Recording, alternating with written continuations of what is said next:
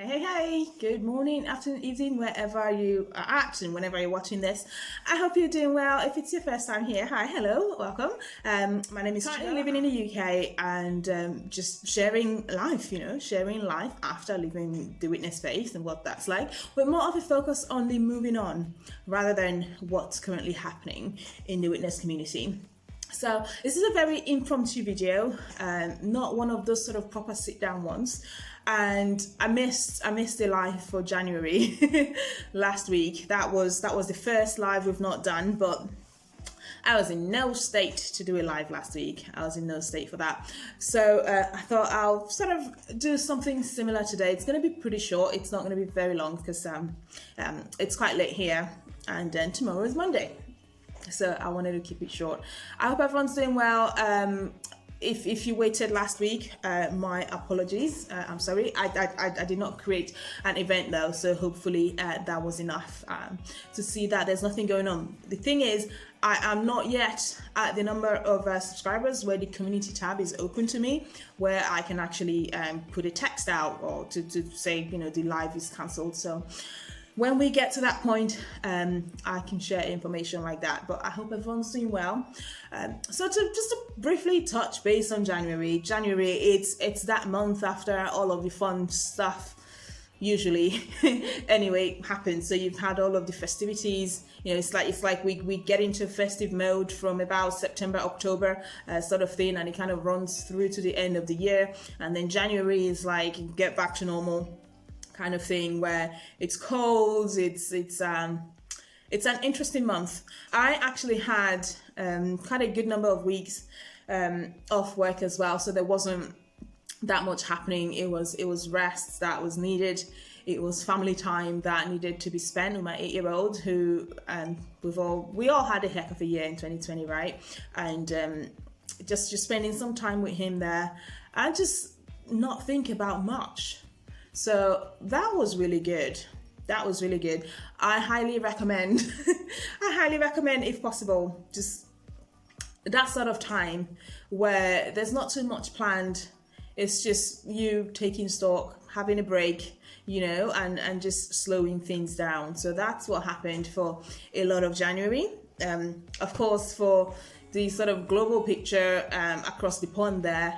So we had a new president sworn in the US, and hopefully that kind of, what's the word I'm looking for, brings down the temperature in terms of the angst and the daily sort of, it felt like things were just being stoked, and hopefully that brings down the temperature a little bit, and maybe I can look away a little bit more, because I honestly got too invested in a way that probably wasn't healthy, probably not good for the mind and for anxiety. So that was something. So that change of power has eventually happened.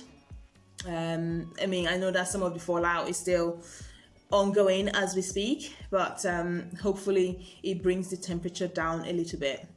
Vaccines are kicking in, more and more people are taking them. Here in the UK, I've had 2 friends that have actually taken it in the last week. These are people in their 30s. So I know one of them is a healthcare worker, and another one's in childcare. So I don't know if that's part of why they kind of got it ahead of most, because I think right now they're still on the officially over 60s age range. So that all sort of hopefully means that we are getting closer to things reopening. Schools went back in lockdown here, so literally when the kids were supposed to go back to school, they were put back in lockdown. So we have been home. Fortunately, the online lessons it's a bit better now. There's a bit more structure than there was the first lockdown back in March last year, and so the kids are still able to learn. Of course, it's different, but it is better than what it was before. And actually, in a way, it's kind of good to see my son in his natural habitat, if you say, if you want to call it that. So where he is interacting with his friends, and I'm just in the background there, just seeing what they talk about, and nosy mom, and and seeing what they're doing. So actually that has been good. I don't anticipate they'll be going back before March, if that, because I think they might stagger it, and I just don't know where his year group's going to fall in. So he's home, fortunate to be able to support that with his own with a separate computer that he can use, and a separate space for him to learn without interruptions, because I work from home as well. So grateful to be able to support that. What else has been happening? It was his birthday as well, in January. So he turned 8, which is amazing. So he turned 8, that was good. Couldn't do much, but it was nice enough. It was nice enough for what we could do. I actually don't have any JW stuff though. What I do want to update, because I know this is a video that's gotten a lot of interaction and people giving suggestions and feedback on how I can get more information. This is the DNA test that I did some months ago now. So I got an email in January from the heritage team saying that there's been an update made, so they've added information about genetic group.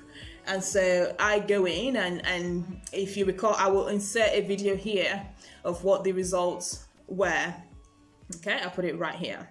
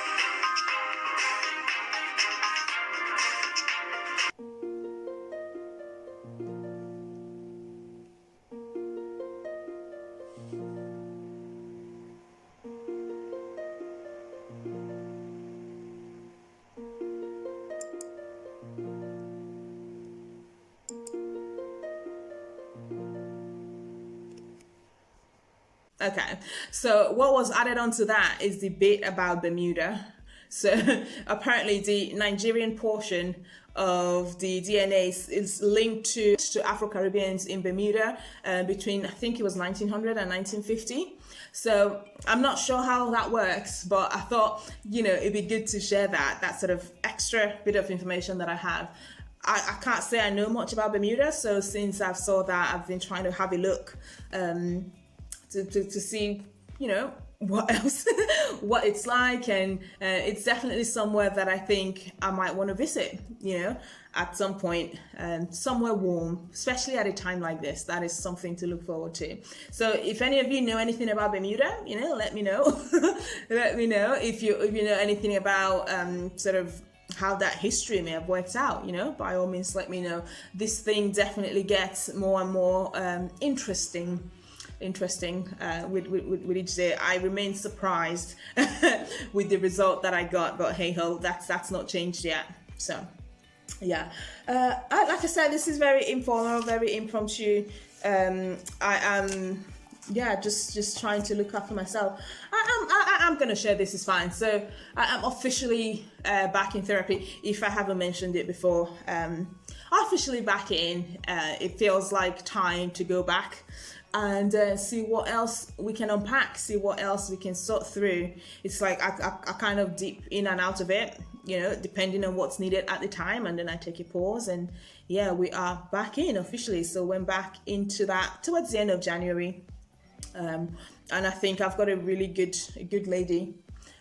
Actually, they've all been good, of the people I've had, but yeah, this is the first time of going private, because in these times, our healthcare system is stretched, and so they are taking longer to see people. So I'm fortunate that I can get it privately, and she seems really good. So looking forward to the next level of growth and healing. And I think that's sort of what I'm going to close on as well. You know, the journey of leaving a group like this.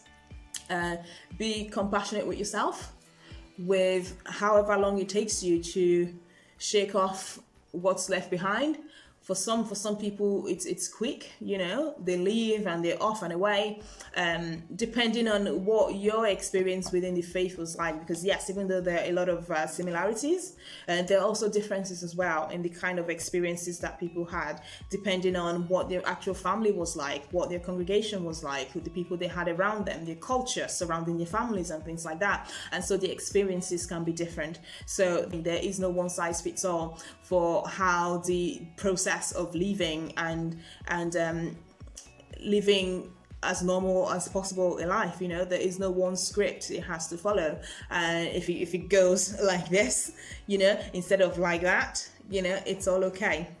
It's all okay, as long as, you know, it is progress in some sort of way. So I think for me, it's certainly been that, and it's beyond just the religion as well. There's other factors that they definitely get intertwined, and they complicate each other. And so it's dipping in and out as and when the help is needed the most, and when this space is actually there to do it. And this is one of those. So I am back in. It's a once a week thing where we just unpack stuff, and I think it's going well. It's going well. So look after yourself. That's what I'm going to leave it with. We are in the shortest month of the year, which happens to be Black History Month in America. So, well, after last year, we